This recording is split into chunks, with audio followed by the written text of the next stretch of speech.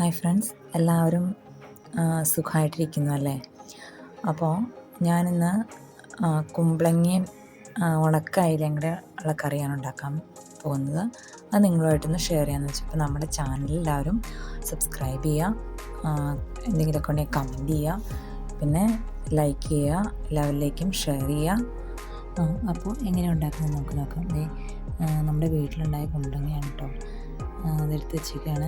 ഇത് കഷ്ണങ്ങളാക്കി നമുക്ക് അരിയണം. അരിഞ്ഞ് പച്ചമുളകും ഒക്കെ അരിഞ്ഞ് വെച്ചേക്കുന്നു. പിന്നെ നമ്മുടെ അയിലയാണ്, ഉണക്ക അയിലയാണ്.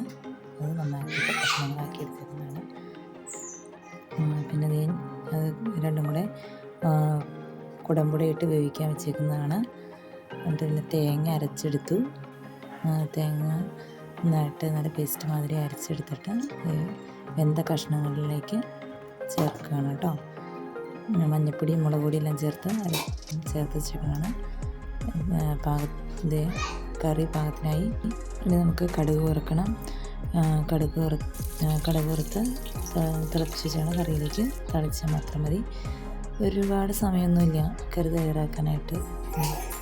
കറി റെഡിയായിട്ടുണ്ട് കേട്ടോ. അപ്പോൾ എല്ലാവരും ട്രൈ ചെയ്ത് നോക്കണം. എല്ലാവർക്കും ഇഷ്ടമാവും ഉണക്കായാലും കുമ്പളങ്ങ കറി. ഓക്കെ, അപ്പോൾ നമ്മുടെ ചാനൽ എല്ലാവരും സബ്സ്ക്രൈബ് ചെയ്തിട്ട് കാണുക. Then okay, see you again.